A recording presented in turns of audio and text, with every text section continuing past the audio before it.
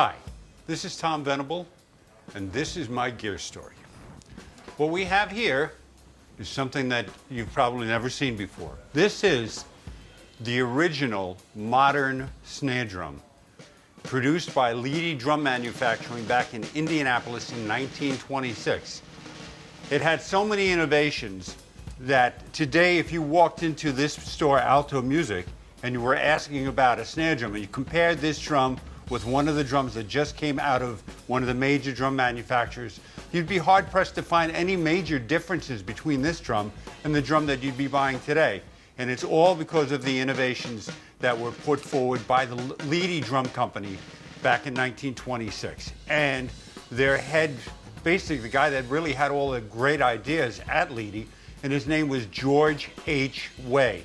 It's funny that there is a George Way Drum Company today. People think it's a new thing, but George Way was this great innovator in drum thought, basically, in the 1920s to the 30s. And his name was bought and is used by another company up in Canada right now, where George Way was originally from. Anyway, let's get to this drum. This is a professional model snare drum, and it has many features on it that you find in the newest drums that you find today. One of which is the fact that the shell that was manufactured up to about 1926, if you bought a 14-inch drum shell, it was 14 inches across. And the head would be fitted right next to the shell itself. It would be put on a wood hoop, and you would have a rim going down onto this particular wood hoop. It was a straight hoop originally, then it became known as a single flange hoop, and then eventually it became this particular hoop, which is called a double flange hoop. I'll get to that in a second. Basically what happened with the Leedy idea is that they took a cue from the timpani manufacturing. Timpanis traditionally have had a head that would go over the bearing edge and would not snugly go against the shell itself, but would go a little bit further and leave a little bit of so-called breathing room for the head. And he said, why can't we do that for drums? So instead of having a 14-inch drum, he made a slightly undersized drum, maybe by about a 1/16 of an inch or so around. Okay, not that much that you would really notice, but you could actually see the sunlight if you were holding up the head. What this allowed the drum to do was that the head could, as they said, float over the bearing edges. Every drum that's made today, every single solitary drum that's made today is made this way. There's not a 14-inch drum in the lot. They're all undersized by that amount. Some are a little bit more than others, but there's just a little variance right there. But they all have the floating idea. Now, the problem that they had with the floating idea was that the heads that they had at the time, which were calfskin heads, were mounted on a wood hoop, okay? And wood, as you probably noticed, warps in the rain. I just came out of a thunderstorm, and everything would be warping today. So Leedy said, well, we have to work on getting something that wouldn't warp. So they were the first people to mount their calfskin on a metal frame. The metal frame was not going to warp or be affected by the weather. Then the other problem that they had is that shifting of the head. Well, what happens if you put it on a little bit off to one side or this side or the other? Said, well, we have to invent a new rim that will actually hold that rim, that metal rim, away from the drum head in a consistent manner.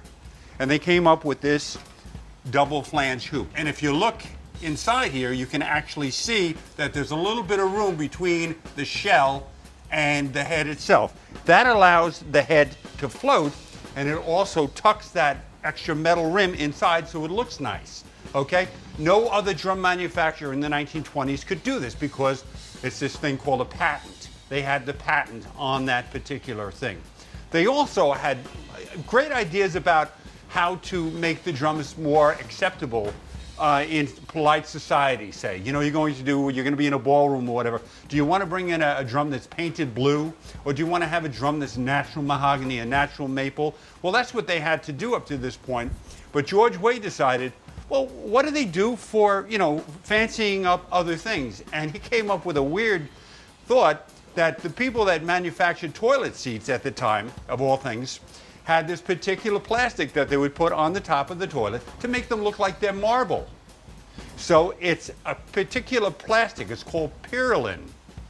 and he took the plastic and he covered the drum. So this is the first drum that was actually covered. So every drum that you go out there that's not a natural finish and has a covering owns its heritage to that particular thing too. So they invented the covering, the drum covering. This is all in 1926, okay? So you have a floating drum, you have metal hoops on the calfskin heads, you have the double flange hoops, you have this covering called pyrrolin, which made it look nice, and they said, what else can we do? Well, they'd already invented the lug. Now, up to this point, all snare drums were made with these things called tube lugs, which were basically the same thing that you would find on old furniture. They were just these little pull handles. They said, wow, you know what? If we drilled it out and tapped it, you can put the tension rods in there, and you can actually put little clips on there, and you can create a little tiny thing, and that's how they did it. Slingerland, Ludwig, even the Leedy drum company had these tube lugs originally. But Leedy said, well, why don't we put it in a little bit of a box here? And they came up with the first professional lug, and then this is the second generation lug, and this is the first one that has adjustable little thread things here, so that if you by chance had this rim and tried to put it in on a little bit of an angle, it would adjust. But as you probably can see from this drum here, that there's no wiggle room here at all. I mean, this head and this drum is spot on, which goes back to what's usually just called good workmanship. They were really, really good at what they did. Okay, so already we have the double flange hoops. You have the metal hoops on the calfskin heads, which I'll talk about in a second.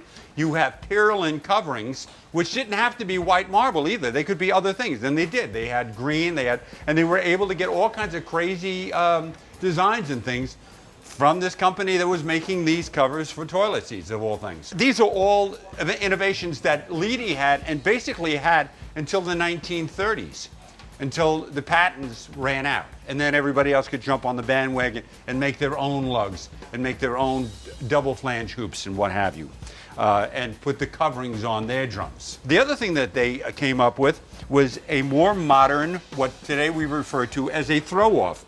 Back then, they actually called these things strainers. So what it would do is you could tighten the snare tension and then bring it up when you wanted it. Now, in those days, a lot of times they would be concerned about sympathetic vibrations, the snares rattling on their own when someone was playing, say, a violin or possibly a saxophone, and they didn't want this rattling sound. So they could just throw off the snares and create that sound as opposed to that sound with the snares, okay?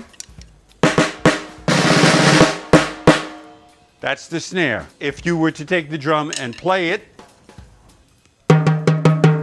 you got a tom-tom sound. So you got two sounds out of the one drum. Drum heads, from the very first drum that was ever made, from the very first time that a human being took some sort of an animal skin and draped it across a log, all drum heads were made from animal skins. From, say, the 14th century on, at least, they were probably made mostly from calf skin. Now, as you know, a calf is not a cow. A calf is a baby cow, okay? Which had very, very nice, thin skin and was perfect for using with drums. So these particular drums here, this particular drum head that's here is from 1926. It's the original drum head. How did they get the drum head to be so thin that you can put it on the bottom of the drum?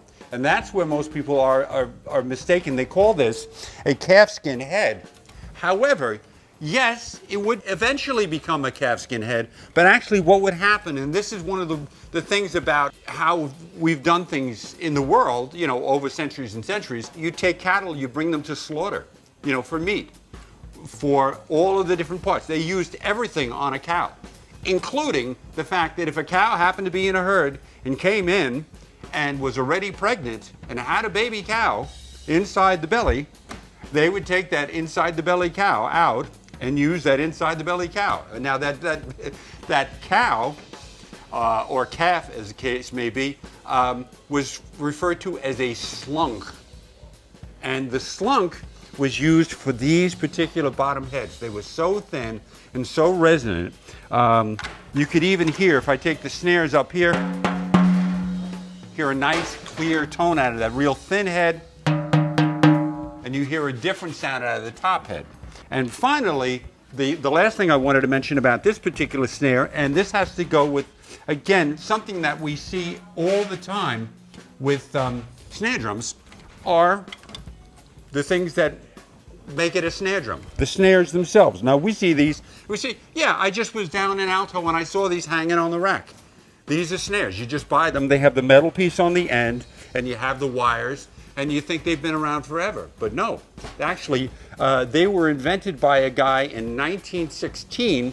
His name is Moulton Wheeler. I had never heard of Moulton Wheeler. But he came up with the concept of having a metal plate and having the wires soldered on from metal piece to metal piece so that you could have a whole snare unit in one thing. And these things were called James snares. How he came up with the name James, I don't know. But until the patent ran out, every other drum company that would talk about, oh, we can give you gut snares, or we can give you adjustable snares, or we could give you James snares. They call them James snappy snares. Even today, there are companies, I think it's Duplex, that still refers to them as snappy snares. Pure Sound has them. Every Tama, Craviato, you think of any of the DW, they all have their snares with the names on it, but they're all essentially James snares. It's the same as if you're saying, oh, you go into the fountain and say, I'd like to get a Coke. They say, well, we have Royal Crowns. I don't care, just give me a Coke. So you would just get your James snares. So that was the thing here. And I'd be remiss if I didn't talk about who actually restored this drum. I got a call from my good friend Gary over at Precision Drums in Pleasant Valley, New York. And he said, I got these drums and I want you to ask, I have some questions about them. And he had been given this particular drum. It was a whole drum set. It was probably up in someone's attic for 50 years or longer, probably.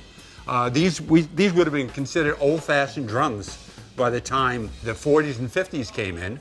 Big bass drums with possibly a floral scene on the bass drum with a light inside the bass drum. That was considered old-fashioned and something that was more reminiscent of the 1920s and 1930s. But the person, like I said, Gary from Precision Drums, took this drum and took every part of it and took it to the buffing wheel and buffed everything out. So when you're looking at the drum itself, it looks gorgeous. It looks as good as you could say to someone, look at this brand new drum that I have. And they would say, oh, how nice. This is Tom Venable. This is my gear story, and I'm sticking to it.